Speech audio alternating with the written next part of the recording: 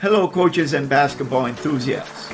Welcome to the Coach Carvalho podcast, the podcast that explores the world of statistically based basketball strategies and bold training methods. I'm Coach Carvalho, your host, and in today's episode, we are analyzing the heart of the NCAA conference tournament phase, known as March Madness.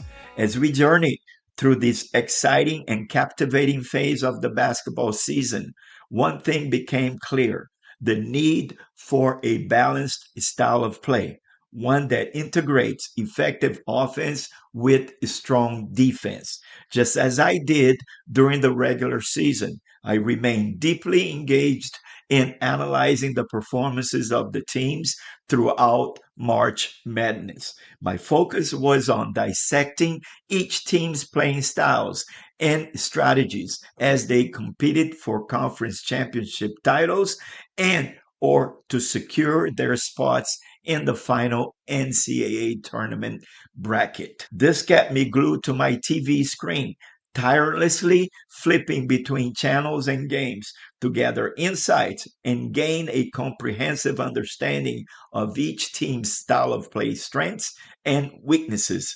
As March Madness unfolded, I observed the same regular season troubling pattern shown by most powerhouse teams, characterized by an excessive reliance on their offensive capabilities at the expense of their defense.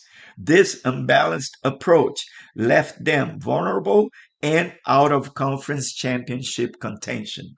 Regrettably, many powerhouse teams persisted with this unbalanced style of play throughout the season and now during the conference tournaments, often disregarding the crucial aspect of defense.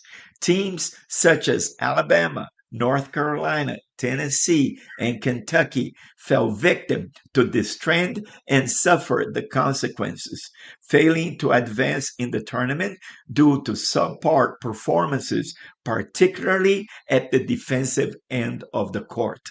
On the flip side, teams that embraced a more balanced approach, such as North Carolina State, Wisconsin, Auburn, and UConn, have experienced positive outcomes. By prioritizing both offense and defense, these teams have showcased the benefits of a well rounded strategy. Their success is evident in clinching conference championship titles and securing progression to the next phase of the NCAA tournament. Now you may be wondering, how can these teams compete more effectively during the NCAA tournament? The answer is both simple and crucial. Let's take a closer look at UAB, Samford, and Auburn. These teams have emerged as examples of a well balanced style of play, distinguished by their relentless tactical pressing defense during matches. Their defensive strategy not only dictated the tempo of the games, but also reduced the opponent's possession time and point production per possession. Simultaneously, their transition offense capitalized on the additional possession time, generating more shot attempts per possession and heightening their scoring efficiency. Furthermore, these teams displayed notable tactical discipline, particularly in critical areas of the game, such as shot selection, rebounding, and their commitment to regaining possession of the ball as soon as it was lost. I firmly believe that in this year's NCAA Division I men's basketball tournament, success will depend on teams embracing a more balanced approach to their playing style. It is crucial for teams to prioritize both offense and defense instead of relying solely on one aspect, as it is not sustainable. Championship success requires proficiency in both areas. Teams cannot expect to achieve greatness with an elite offense coupled with a subpar defense. A balanced strategy is key to making a deep run in the tournament. I hope that the conference tournaments served as a warning to powerhouse teams as their shortcomings in their respective tournaments often stem from their inability to play effective defense and make stops. Coaches, the road to glory starts now, and success or failure is still under your control. While offense undoubtedly plays a crucial role, it is the defense that ultimately wins championships.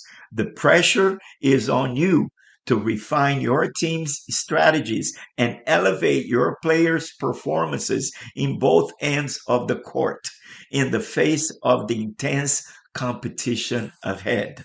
The ball is in your court. So, what is your next move? Well, coaches, that wraps up today's episode.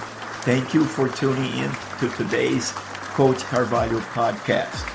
If you found today's episode insightful, please show your support by leaving your likes and comments on our podcast website. Your feedback helps us to continue bringing you valuable content, and your engagement is vital in attracting on-site advertisements. Remember that you can access our podcast on various platforms, including TuneIn, Spotify, Apple Podcast, iHeartRadio, and more. Just search for Coach Carvalho Podcast to catch up on all of our episodes. Coaches, I look forward to having you as our guest on our next episode. Until then, keep striving for excellence. And remember, success requires adaptability, resilience, and audacity. This is Coach Carvalho signing off.